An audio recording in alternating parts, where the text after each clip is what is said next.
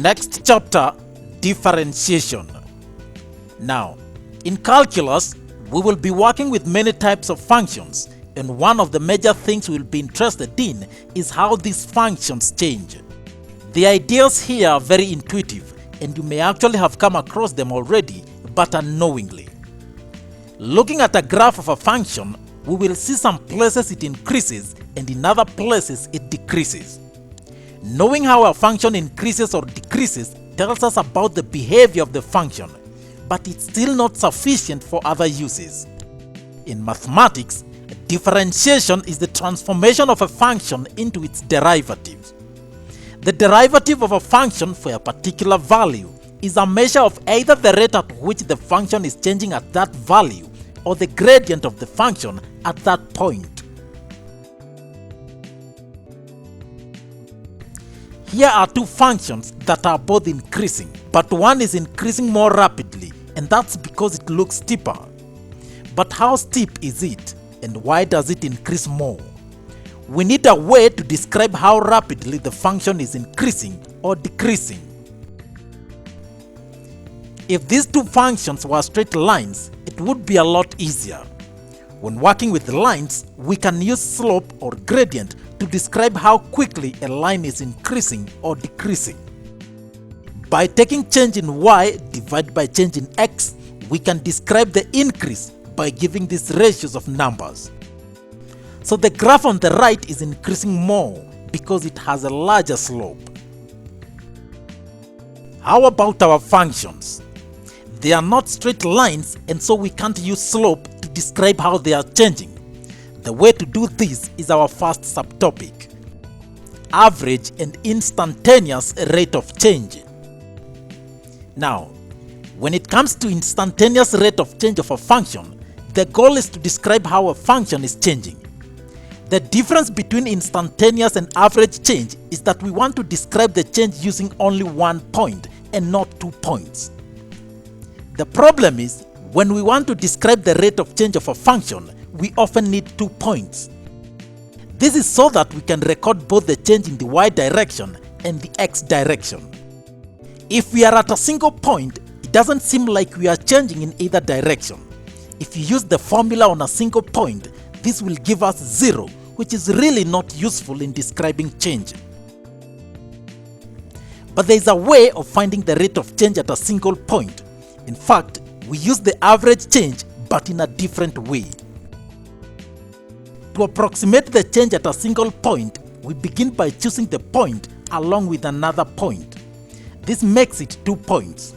Using the 2 points, we find the average rate of change between them. But we don't stop there. We start moving the second point closer and closer to the first one. Each time we do this, we record the new value for the average rate between them. As we find these values, they will become closer and finally settle at a specific value. This is called the limiting value and works great as an approximation for the instantaneous change of a function. Let's look at a simple example to see how that works. This is a function, and we want to know the instantaneous rate of change at this point. We take it along with another point. We measure the average rate of change between these 2 points using our formula. And if we do that, we get a value of 1. Now let's move that point a little closer. The average value now is 1.5. Moving closer, this time the value is 1.8. So as we move the second point, we are getting different values for the rate of change. Even though they are changing, they seem to be getting closer to a limiting value. In fact, they appear to be getting closer to the number 2. We continue moving. At a point really close, our average value is now 1.99, and that is really close to 2. So we can conclude that the limiting value is 2. Since we are looking at the average rate and moving the point closer, 2 can be considered an approximation for the instantaneous rate of change of our function at that point. In other words, it gives us a perfect way to describe how our function is changing at that single point, which is exactly what we want. Actually, you will realize that If the point came as close as to be at the same exact point as our original point, then the straight line will only touch the graph at one point. Such a line is called a tangent to the curve, and the point at which it touches the curve is the point of contact. And so the instantaneous rate of change at a point on a curve is the gradient of the tangent to the curve at that point. It is the measure of change in y with respect to x.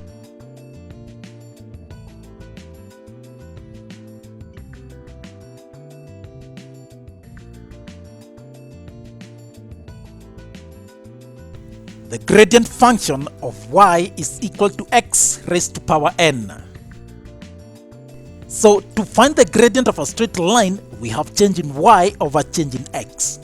Change in y here is 2 and change in x is 1. The gradient of a straight line is constant. If we change the values of y and x, the gradient remains the same, 2. How about a curve like this one? Y is equal to x squared. We said the gradient of a curve at any point is the gradient of the tangent at that point.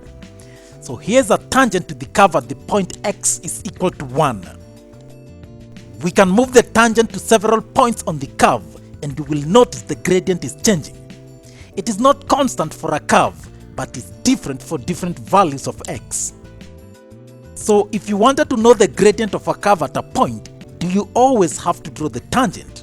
No, not really. Fortunately, there is a way of working out the gradient without having to draw the tangent. You can see that the gradient of the curve at point x is equal to 1 is 2, and that's the gradient of the tangent, that is if you take these 2 points. Let's think of this gradient in another way.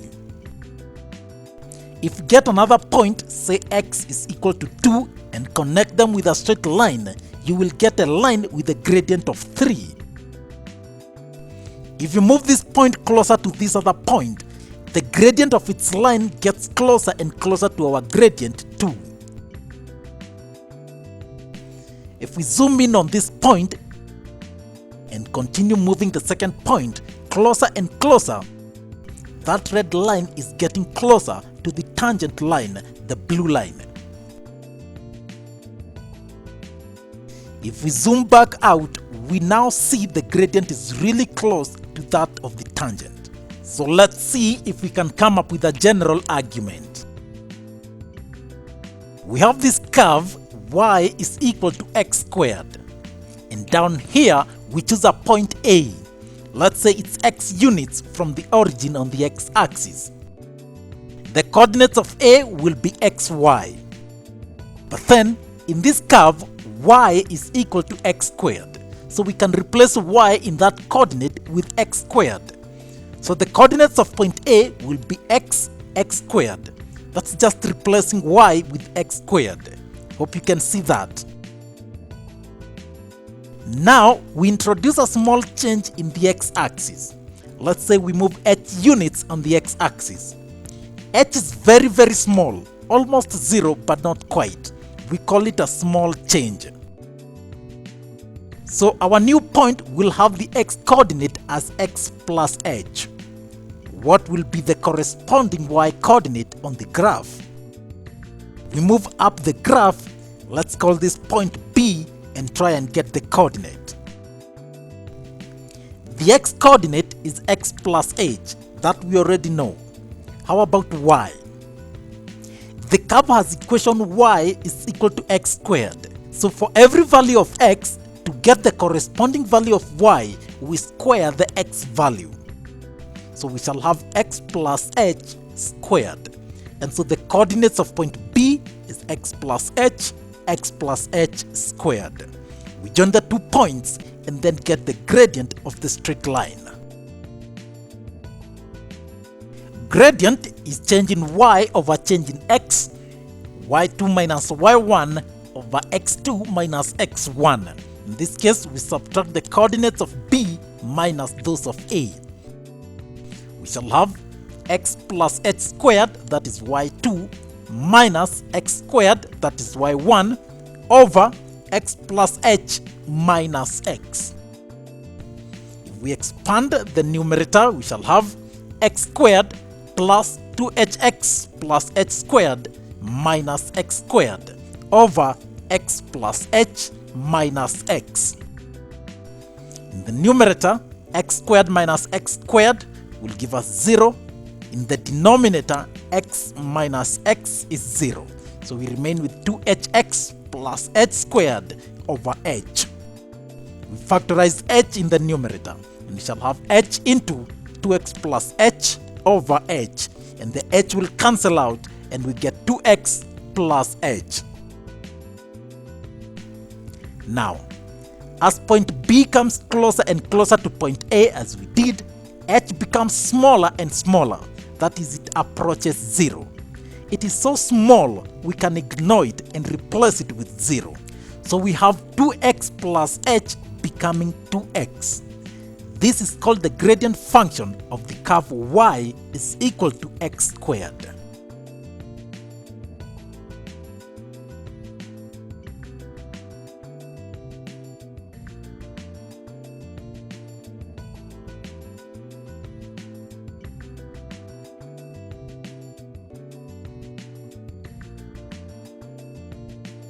Now, suppose we had a curve of y is equal to x cubed. We choose a point A with the x coordinates being x. Because the curve is of the function y is equal to x cubed, then the y coordinate will be x cubed. And so A will have coordinates x cubed. We add a very small increase to x so that we shall have x plus h. And therefore the point on the curve will have the x coordinate as x plus h. Again, because the curve is y is equal to x cubed, we cube the values of x to get the corresponding values of y. So the y coordinates will be x plus h cubed. And so the coordinates of B will be x plus h cubed. We join A to B and find the gradient. Change in y over change in x, that is y2 minus y1 over x2 minus x1. X plus h cubed minus x cubed over x plus h minus x. Expanding the numerator, we shall have x cubed plus 3h squared x plus 3hx squared minus x cubed over x plus h minus x. X cubed subtracts x cubed to give us 0. In the denominator, x minus x is 0. So we remain with 3h squared x plus 3hx squared over h. Factorize h in the numerator, shall have h into 3hx plus 3x squared over h. Cancel h out and we remain with 3hx plus 3x squared. Again, as b approaches a, h becomes smaller and smaller. It can be ignored and replaced with 0. And so we shall have 3hx plus 3x squared becoming 3x squared. This is the gradient function of y is equal to x cubed.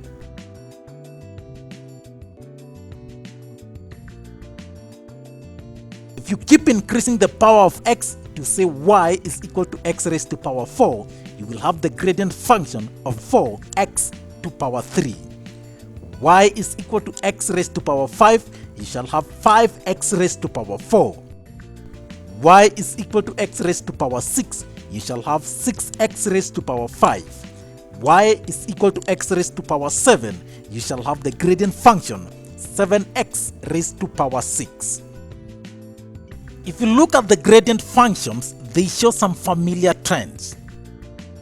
In general, the gradient function of y is equal to x raised to power n is given as n times x raised to power n minus 1.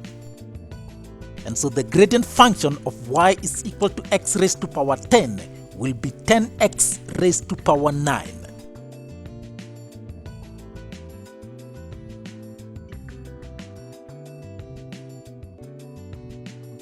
The gradient functions help us to calculate the gradient of curves at any point by simply substituting the value of the x coordinate in the gradient function.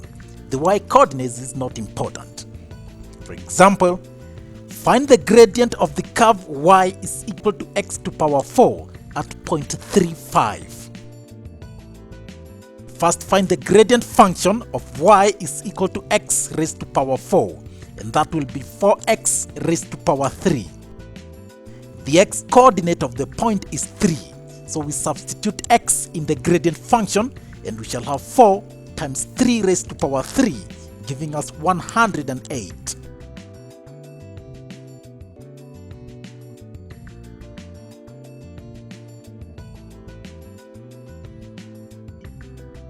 Next, gradient function of y is equal to ax raised to power n. Now, this is very simple. Consider y is equal to 2x cubed. This is the same as 2 times x raised to power 3. We find the gradient function of x raised to power 3 separately and then multiply by 2. The gradient function of x raised to power 3 is 3x squared. We multiply that by 2 and we shall get 6x squared. A half x raised to power 4 is equal to a half times x raised to power 4. Gradient function of x raised to power 4 is 4x cubed times a half gives us 2x raised to power 3. How about y is equal to x? This is the same as y is equal to x raised to power 1. The gradient function will be 1 times x raised to power 0. X raised to power 0 is 1, and therefore the gradient function will be 1. How about y is equal to 3? This is the same as y is equal to 3x raised to power 0, because x raised to power 0 is 1. And therefore 0 times 3 is 0, so the gradient function is equal to 0. In general, the gradient function of a constant is 0.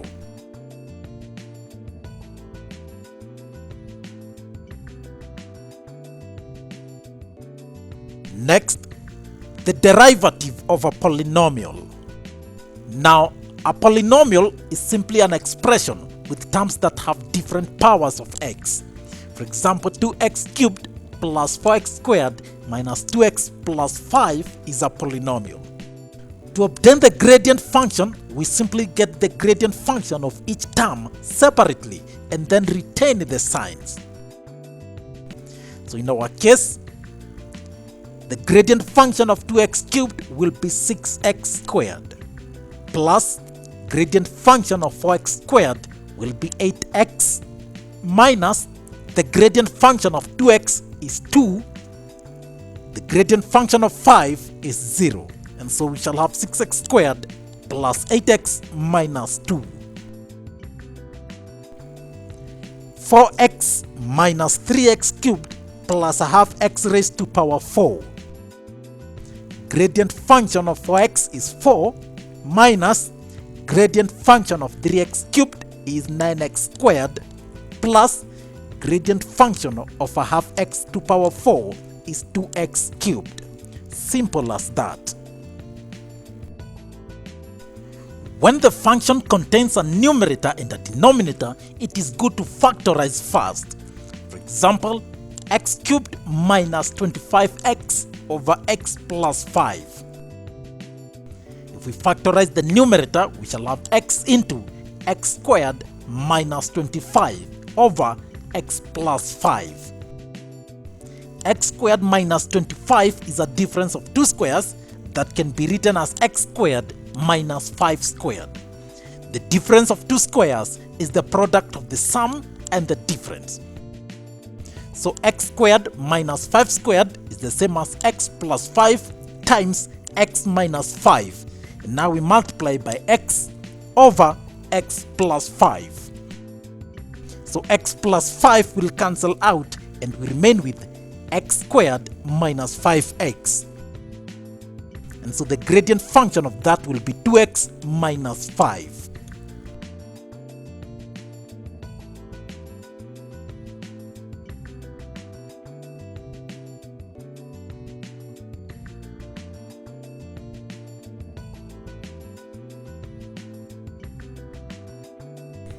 Next, the delta notation. Now, in our explanations, we used h to represent the small change in x. The Greek letter delta is used to indicate a small change, and so delta x means a small change in x. Delta y means a small change in y. Notice that delta x is a single entity and does not mean delta times x. If we work the gradient function of our curve, we simply replace h with delta x. So in our case, gradient AB will be delta y over delta x, that is change in y over change in x. So replacing h with delta x, we shall have x plus delta x squared minus x squared over x plus delta x minus x. Expanding that, we have x squared plus 2x delta x plus delta x squared minus x squared over delta x. Factorize delta x in the numerator, we shall have delta x into 2x plus delta x over delta x. Delta x cancels out and we remain with 2x plus delta x. As b moves closer to a, delta x approaches 0 and can be ignored, and so we shall have 2x. This process of obtaining the gradient function is called differentiation of x squared with respect to x. The gradient function is called the derivative. When delta x approaches 0, delta y over delta x becomes dy over dx, where dy over dx means the derivative of y with respect to x. If you remove y, the symbol d over dx denotes derivative with respect to x of. And so if you have x cubed, then we say the derivative of x cubed with respect to x. That is written as d over dx of x cubed, and then we differentiate x cubed. So we shall have d over dx is equal to the derivative of x cubed is 3x squared. If you had a function y is equal to x cubed, we would now say the derivative of y with respect to x. And the reason we say that is because now x cubed is y. And so where we said the derivative of x cubed, we now put y instead. And so we shall have dy over dx is equal to d over dx of x cubed. So dy over dx will be equal to 3x squared. When you have a function, it's okay to go directly to dy over dx and save time. For example, y is equal to 2x cubed plus 3x squared minus 4x plus 5. We simply say dy over dx, that is the derivative of y with respect to x, will be equal to the derivative of 2x cubed will be 6x squared plus derivative of 3x squared will be 6x minus derivative of 4x will be 4, and derivative of y is 0.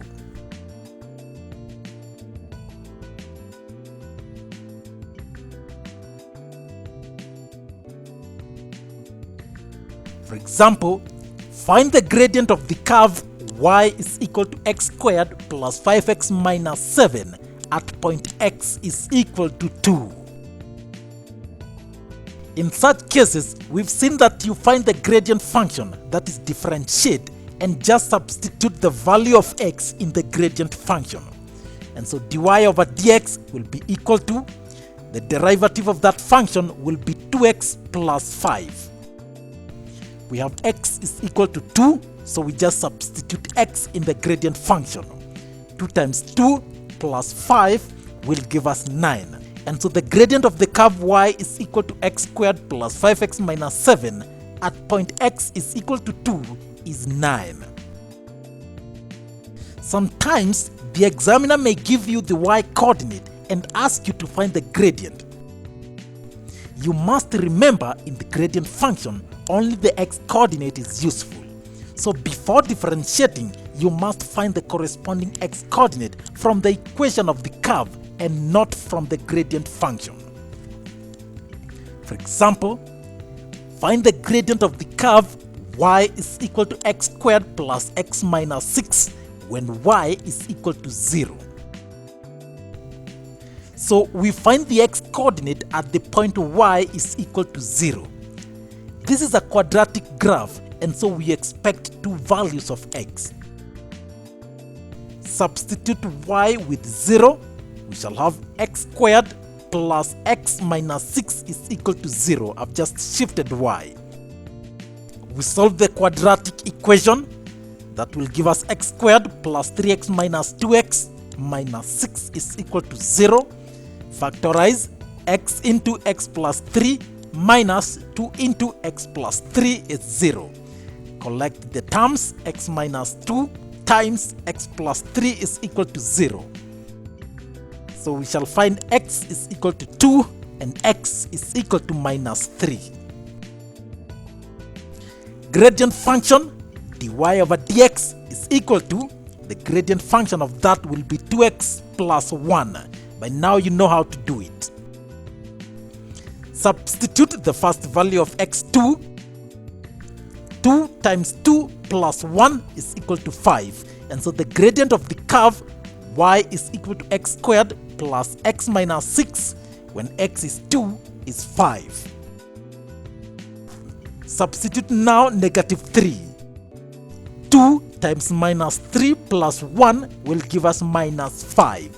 And so the gradient of the curve y is equal to x squared plus x minus 6 at the point x is negative 3 is minus 5. It's very important to see that we first get the corresponding x coordinate using the equation of the curve and not the gradient function. That is a common mistake by students.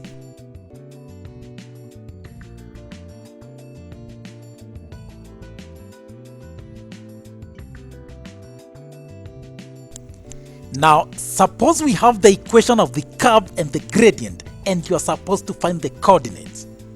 For example, find the coordinates of the point on the curve y is equal to x squared minus 5x plus 6 at which the gradient is 5.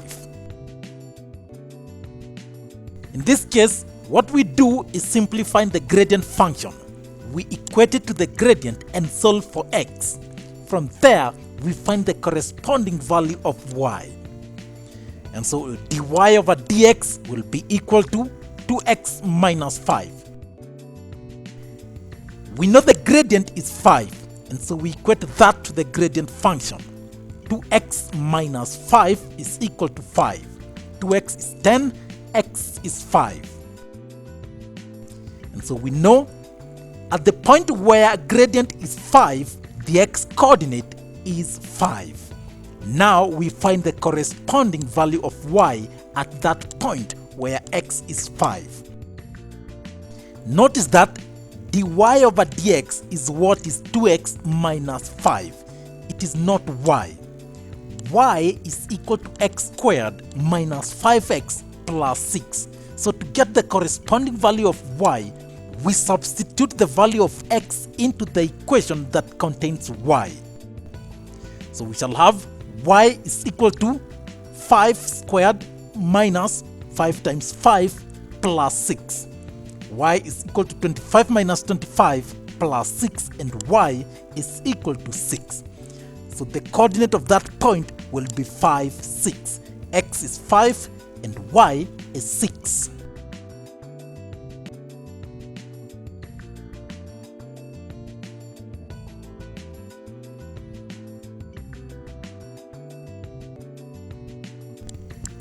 Next, equations of tangents and normals.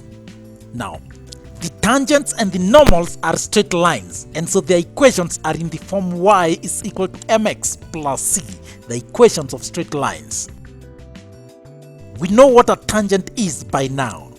A normal is a straight line that is perpendicular to the tangent at the point of contact with the curve. So the first clue is that the normal and the tangent have the same coordinates at the point of contact. Second clue, for perpendicular lines, gradient 1 times gradient 2 is equal to negative 1. Remember, The gradient of the tangent is equal to the gradient of the curve at the point of contact. Let's take an example. Find the equation of the tangent and the normal to the curve y is equal to x squared minus 5x plus 6 at the point x is equal to 0. To get the equation of a line, we need the gradient and a point. Gradient of the tangent is equal to the gradient of the curve at the point of contact, and so we find the gradient function first. dy over dx, we derive that function, x squared minus 5x plus 6. If we differentiate that, we get 2x minus 5. So the gradient at point x is equal to 0. We simply substitute 0 in the gradient function. 2x times 0 minus 5 will give us minus 5. So that is the gradient of the tangent.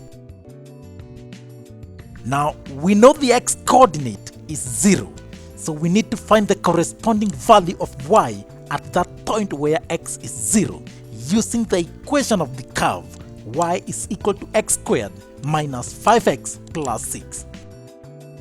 We substitute 0 for x, so we shall have y is equal to 0 squared minus 5 times 0 plus 6, and y is 6.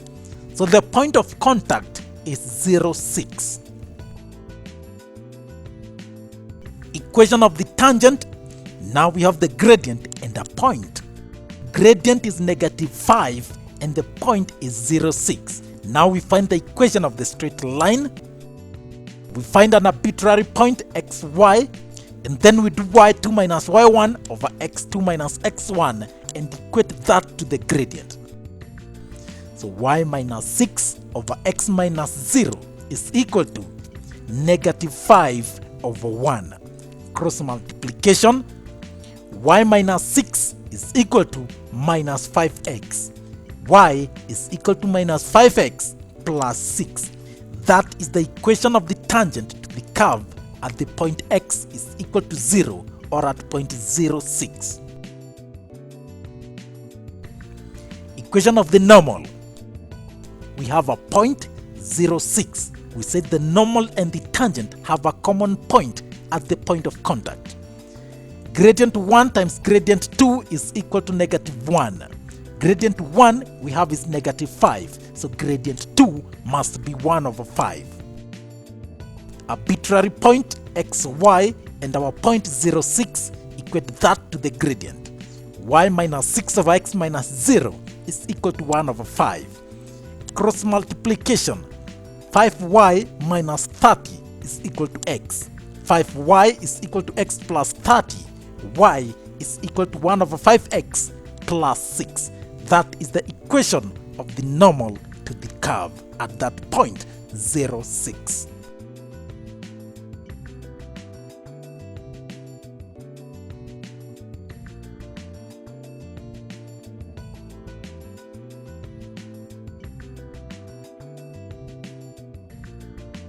Another example. Find the coordinates of the point on the curve y is equal to x squared minus 4x plus 2, where the tangent is parallel to the line y is equal to 2x minus 3. We have a line parallel to the tangent to our curve. It means we can get the gradient of our tangent. Recall that for parallel lines, gradient 1 is equal to gradient 2. For the line y is equal to 2x minus 3, the gradient is 2. So the gradient of our tangent is 2 as well. So the whole story has now reduced to finding the coordinates of the point on our curve where the gradient is 2. Let's start with the x coordinate, and we need the gradient function first. dy over dx for our curve will be 2x minus 4. That is the gradient function, and we know the gradient is 2, so we find the x coordinate at that point. So we have 2x minus 4, we equate to the gradient 2.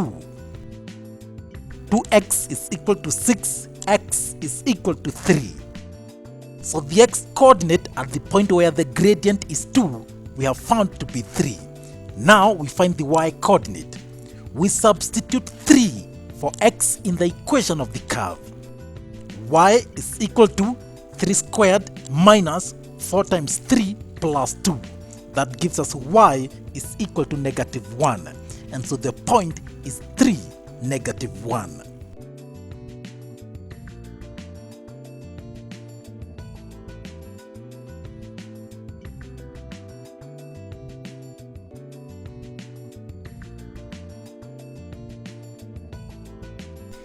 Next, stationary points. A stationary point on a curve is the point at which the gradient is 0. Therefore, at the stationary point, dy over dx is equal to 0. At such a point, the tangent to the curve is parallel to the x-axis. The stationary points of a curve are in 3 categories depending on the shape of the curve in the immediate neighborhood of the points. If the stationary point is a crest, then it is called a maximum stationary point. A and D are maximum stationary points. If it is a trough, it is a minimum stationary point. C is a minimum stationary point. When the point is neither a crest nor a trough, but nonetheless a stationary point, it is called a point of inflection. B is a point of inflection. You must realize that when the curve is inclined in the right side, the gradient is positive. If inclined towards the left, it is negative. So in a maximum stationary point, the gradient changes from positive to 0 and then to negative. It is symbolically represented as this. In a minimum stationary point, the gradient changes from negative to 0 and then to positive. It is represented as this. For a point of inflection, the gradient may change from negative to 0 and then to negative again, or from positive to 0 and then to positive once again.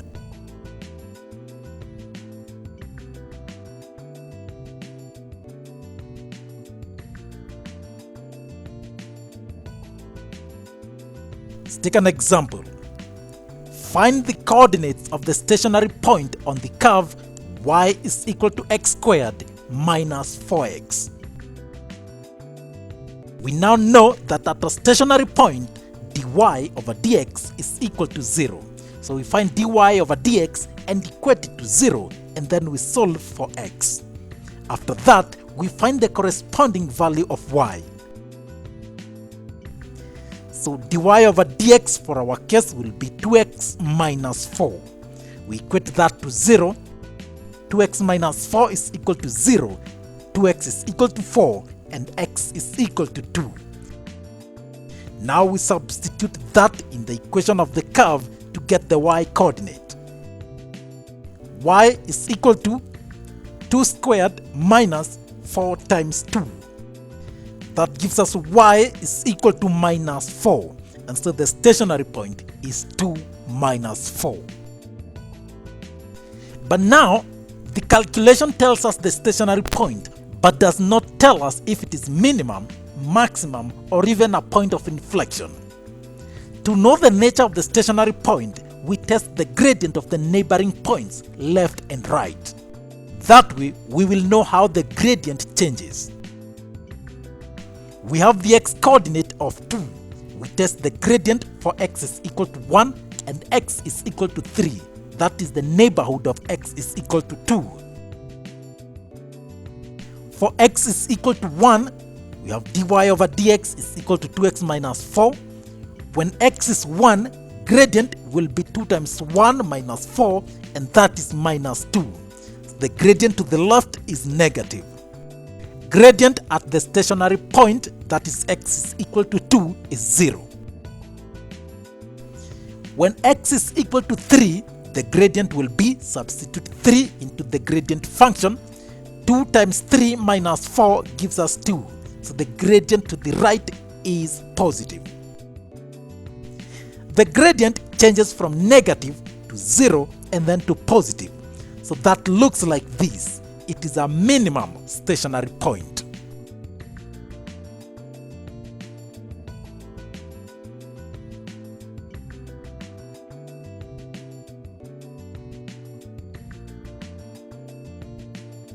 Another example, find the coordinates and the nature of the stationary points for the curve y is equal to x cubed minus 12x plus 2.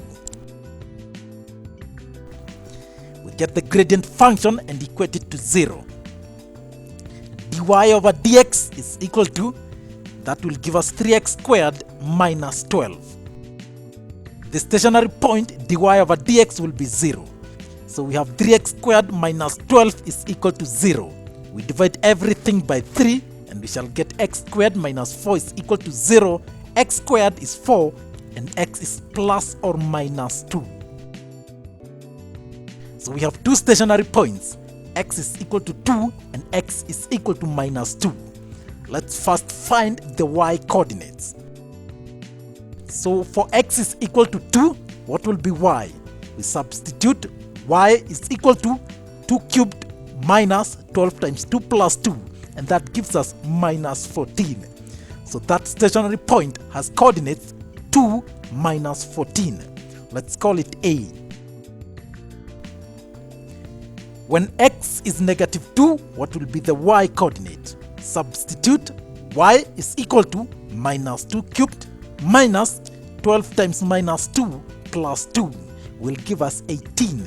And so the other stationary point has coordinates minus 2, 18. Let's call it B. So let's find the nature of the stationary points, and we start with A. At A, x is 2, and the gradient at a stationary point is 0. So we test the neighborhood of x is equal to 2. We test x is equal to 1 and x is equal to 3. When x is equal to 1, from the gradient function, gradient will be 3 times 1 squared minus 12 will give us minus 9. That is negative. When x is equal to 3, gradient will be, we are substituting in the gradient function. That will give us 3 times 3 squared minus 12, giving us 15. So the gradient changes from negative to 0 and then to positive. This is a minimum stationary point. So point A is a minimum stationary point, and we represent it with this symbol. Point B, what is the nature of the stationary point? The coordinate of x at the stationary point is x is equal to minus 2, and at that point gradient is 0. We test the neighborhood of x is equal to negative 2. We shall test x is equal to negative 3 and x is equal to negative 1.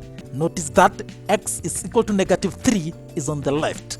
X is equal to negative 1 is on the right of the stationary point. When x is equal to negative 3, the gradient will be 3 into minus 3 squared minus 12. That gives us 15 positive. When x is equal to negative 1, substitute in the gradient function.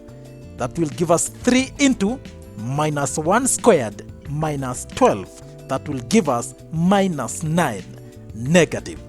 So the gradient changes from positive to 0 and then to negative. It is a maximum stationary point.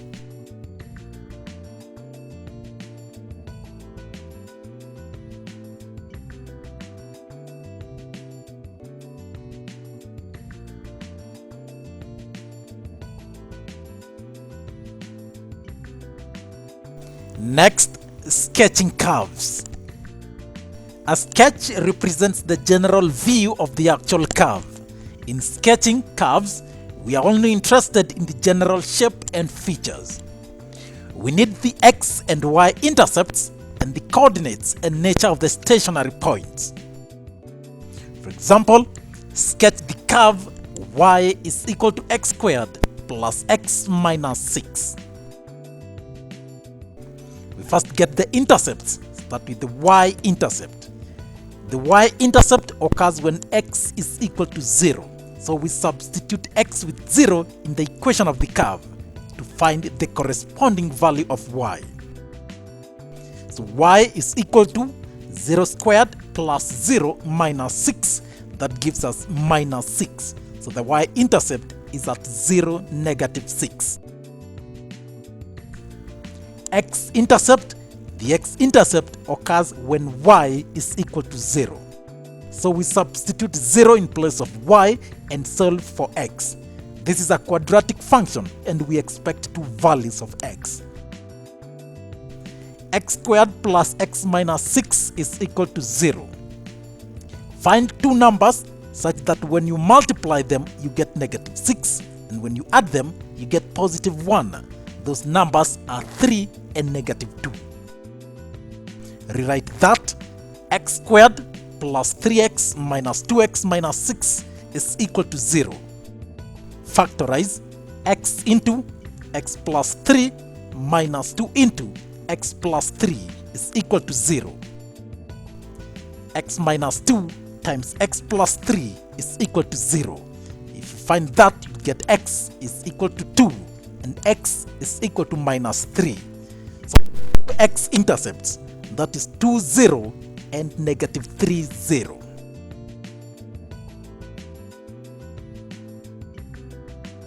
Stationary point, dy over dx is equal to 0.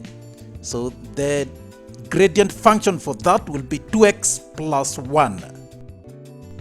2x plus 1 is equal to 0 and x is equal to minus a half. At the stationary point, x is equal to minus a half. What will be the y-coordinate? We substitute that into the equation of the curve. Y is equal to minus a half squared plus minus a half minus 6. If we work that out, we get y is equal to minus 6 and a quarter. So the stationary point is at minus a half minus 6 and 1 over 4. Nature of the curve. When x is equal to minus a half, the gradient will be 0. We test the gradient at the neighborhood. We test x is equal to minus 1 and x is equal to 0. When x is equal to minus 1, gradient will be 2 times minus 1 plus 1, giving us minus 1, so it's negative. When x is 0, gradient will be 2 times 0 plus 1, giving us 1. That is positive. And so the gradient changes from negative to 0, then to positive. It is a minimum stationary point. With all these details, we can now sketch our curve and it will appear as this.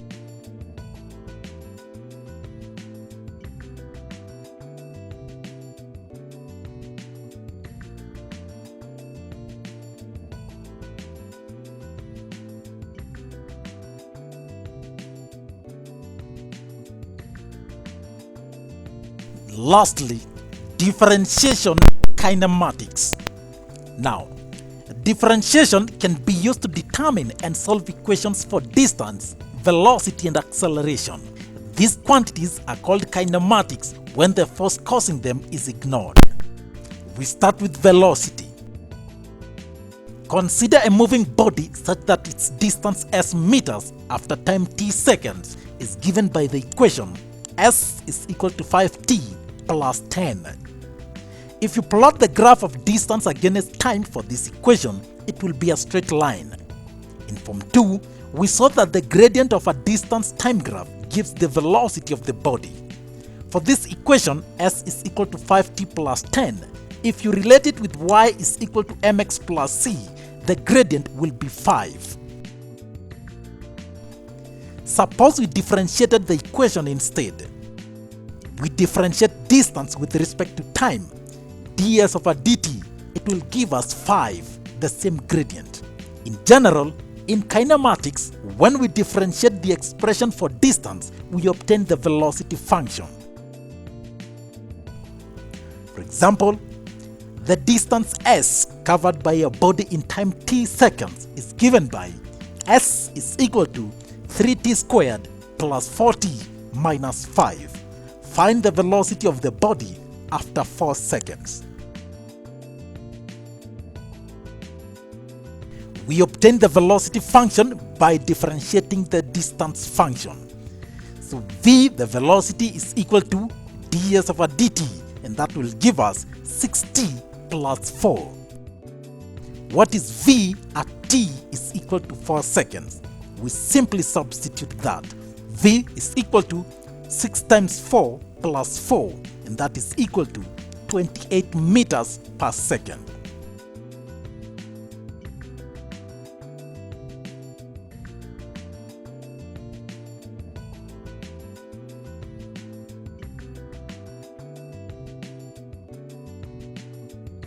Acceleration.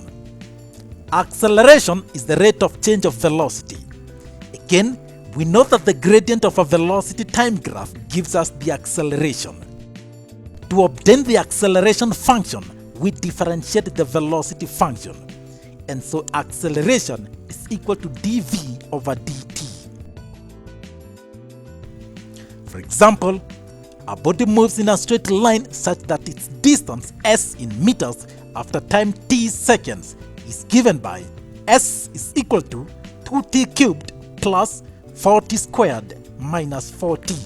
Find A, the time when the body is momentarily at rest, B, velocity after 3 seconds, and C, acceleration after 4 seconds.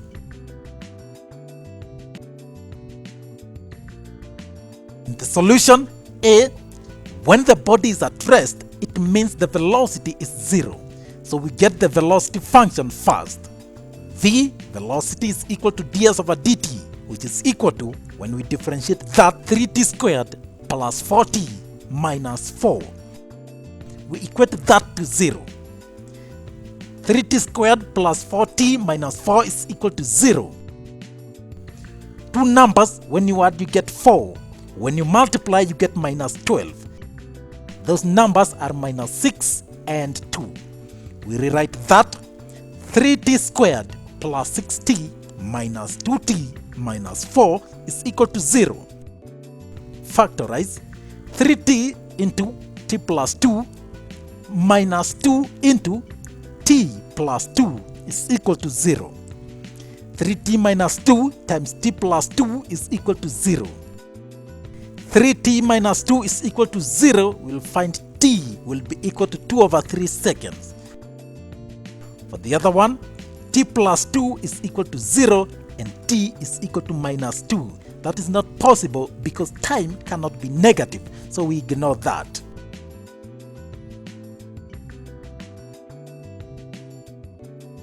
Velocity at time is equal to 3 seconds. V is equal to, we simply substitute that into the velocity function. 3 times 3 squared plus 4 times 3 minus 4 will give us 89 meters per second. Finally, acceleration will be given by dv over dt, which is equal to, when we differentiate the velocity function, we get 6t plus 4. So when t is equal to 4, acceleration will be 6 times 4 plus 4. That gives us 28 meters per second squared.